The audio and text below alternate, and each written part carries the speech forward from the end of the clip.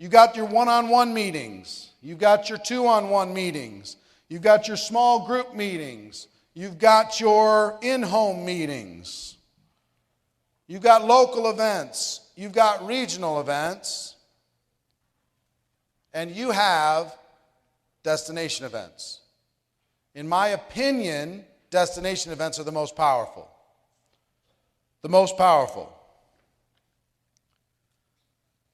Destination events changed my life.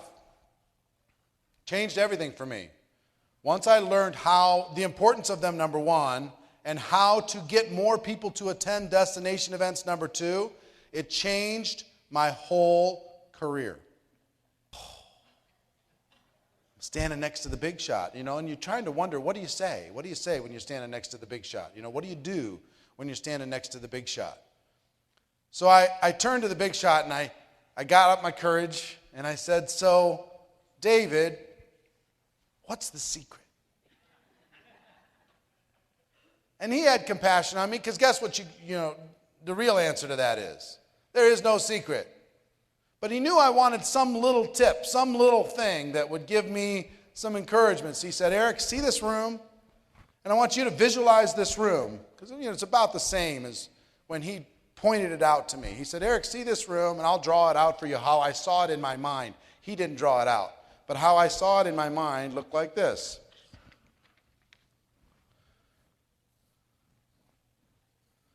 Here's the room.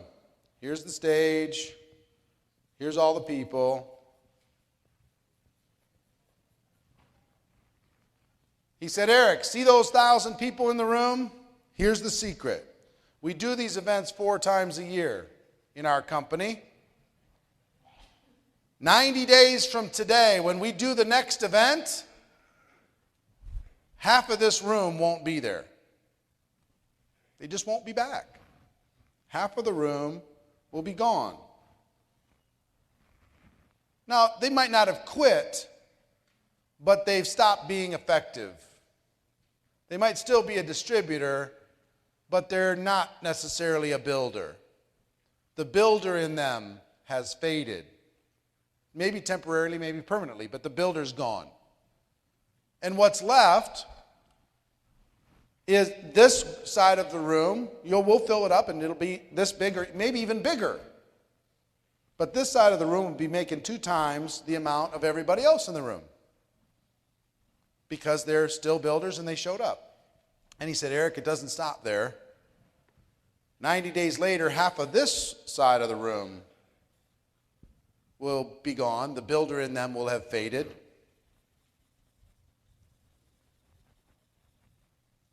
It'll be replaced with other people who have hopes of becoming builders, distributors in hopes of becoming builders, and this group will now be making 4 times the amount of money of everybody else in the room." And you won't be able to pick them out necessarily, but if you took a look at their income, you would see in just 2 events from now, 6 months from now, they'll be making 4 times the average of everybody else in the room. And he said, it keeps going, Eric. 90 days after that, these people won't be back. Not that they quit, but they stopped being a builder. They stopped being important to the growth of the organization. Maybe they were part of the stability of the organization. They're back home using the product, talking to the occasional person, making the occasional dollar, but they are not leading the charge any longer. So this side of the room will be making 8 times what everybody else in the room makes. And just 3 months later, guess what, Eric? Half of those people won't be there. They'll be replaced with other people, coming in at their 2nd event, 3rd event, 4th event. He said, "Eric, if you just stay and work on your skills from destination event to destination event to destination event, you'll eventually be on stage. You'll eventually be one of the highest income earners. You'll eventually earn your way onto stage, and it'll be fine." He said, "But here's the secret. If you skip one, it all starts over. If you just miss one, something happens, something gets in the way, and those of you who are builders, you know what I'm talking about. The person went to 2, 3, and then they missed one. And they basically emotionally had to start over as a builder. So, in my simple little mind, I went, you know what, I can do that. I can be here 3 months from now. I don't know how. I have no idea. But, all right, I'll make the commitment. I'll do it now. I'll decide right now that I'm going to do it. And I would tell you, for your professional skills, you could apply that same principle to GoPro Recruiting Mastery. Here's an example. How many people were here a year ago at this event? Look around. Replaced by others. Just the way it is. Now, how many people will be here next year?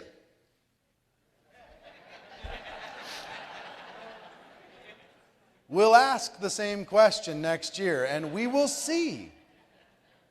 Some of you will have lost your way. Some of you will got your feelings hurt. Some of you will, get your nose bent out of shape, and some of you say, "Well, it isn't my fault," and all that stuff.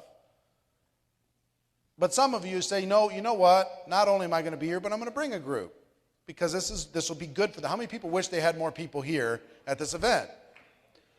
See, I'm going to start a campaign. I want to do something in network marketing profession so big that the whole world starts thinking differently about our profession. So if you take two groups of people, for any destination event, whether it's this or any other event, you're going to do a big event. How many people have a group or company event coming up? Okay, the rest of you don't? Really? If you don't, schedule one. Group A has 100 people, and it's a priority, and all of them attend. And Group B has 100 people. It's not a priority, and only a handful attend. Who's going to win? Group A. It's just an automatic. What Mr. Hollis said, that his main priority was dragging bodies to events like this because the event did all the work. He was there to have some passion and enthusiasm to be able to help them move forward, but all the work was done by third-party people. He was cool. He was done. While other people just they announced the event. Robert promoted the event. Announcers are the amateurs. Promoters are the professionals. You got to make it a priority. So learning how to promote. Let's talk about learning how to promote. Number one, be more committed than anybody else to that next event. If you got a next event with your company, be more committed than anybody else. Make it obvious. Lead by example. Be the first one to get registered. Be the first one to get your hotel room and your airfare and start telling that story. With your airline or with the tickets to the actual event, find a way. Don't say, I'm going to start promoting it, but I'm not going to get my ticket until later because I've got some other stuff going on. Get your ticket. Show the proof. Make a little copy of it. Put it in the email. Here's my confirmation. Where's yours? Childcare, find a way. Distractions, find a way. Travel, find a way. There were times when I had to drive a long way to an event with a car full of smelly people for 12 hours to get to an event. There were times when I had a lot of people in my group that couldn't afford it but needed to be there, and we rented a bus. Put everybody in the bus. We watched videos the whole way there. We built a community in doing that. Find a way. Instead of taking that direct flight, you might have to do that 5-connection flight that takes you around the world and doesn't make any sense. You know, when that happened to me, here's how I looked at it. How many people need to start a new line really, really bad? Here's how I looked at it, and I'm not kidding. The more connections, the more opportunities. The more connections on a flight, the more chances I'm going to sit next to somebody in a flight, the more chances I'm going to meet somebody in that lounge, the more chances I'm going to talk to people who are grabbing my bag, the more chances. And I started tons of lines over the course of my career through travel. Because you're out of your comfort zone and you can experiment, you can be more free with yourself, you can try lots of different things. So it might be a good strategy to take 5 flights to go 1,000 miles. That's the way I looked at it. I reframed it in my head. Direct flight, I only get 1 shot. Find a way. Accommodations, find a way. I'm not a big believer in finding accommodations away from the host hotel because there's so much magic that happens in the hall, in the lounge, and all the different conversations during the breaks. And if you find, I've done it before where you found something off-site. Let me tell you what I would prefer you do. Stay on site and put 12 people in a room if you have to. Seriously. I've done that. People sleeping in the bathtub. People sleeping on, no joke, arriving with an inflatable mattress so they could slide it next to the bed, and they'd throw in there asking the hotel for some extra blankets when they didn't have blankets, using towels. I'm not kidding. If you're hungry, you can make it happen. And we made it fun. We made it an adventure. There's a big difference between it being an announcer and being a promoter. Create a culture in your organization where attendance is expected.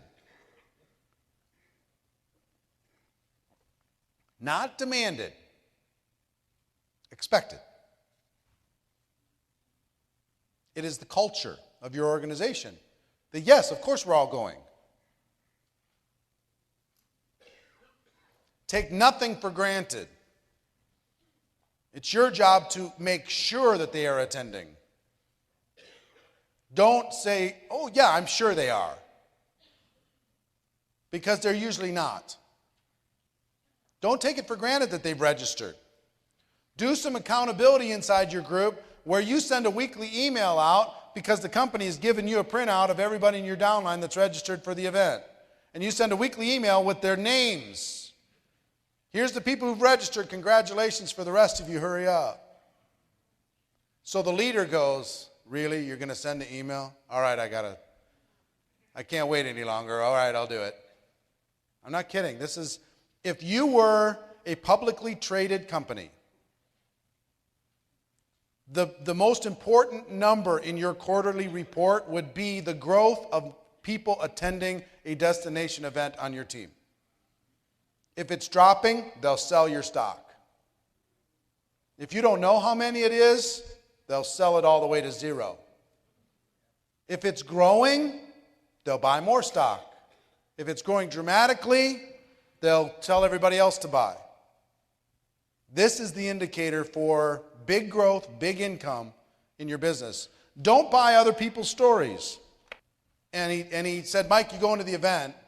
And Mike tells Ace, you know what, there's a birthday party that weekend, and we had this picnic that's been planned, and, we've got some other stuff, and I've got a little bit of extra, overtime at work, so it's just not going to work this time. So bring me back the notes, Ace.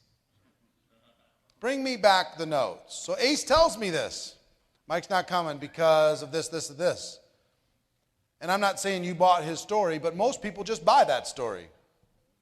I can't tell you the thousands of times that I hear that story and I go to Mike and say, Mike, tell me it's not so. Really? Let me tell you the vision of what this event is going to do. Let me tell you the importance of what it's going to be for your career. Let me tell you, not only do you need to be there, but we got to grow the number of people on your team to be there. This is your life we're talking about. We're not talking about a party. A party could be rescheduled. Your life is waiting for you. We got to go make this thing happen. And he says, all right. Within 3 minutes, he goes, you're right. But now do I take it for granted that he's going to do it? No. I say to Ace, listen, first of all, you bought his story. Don't buy his story again or anybody else's story because it's not true. It's an illusion. The best in the world promote these events. They do not announce them. They promote them.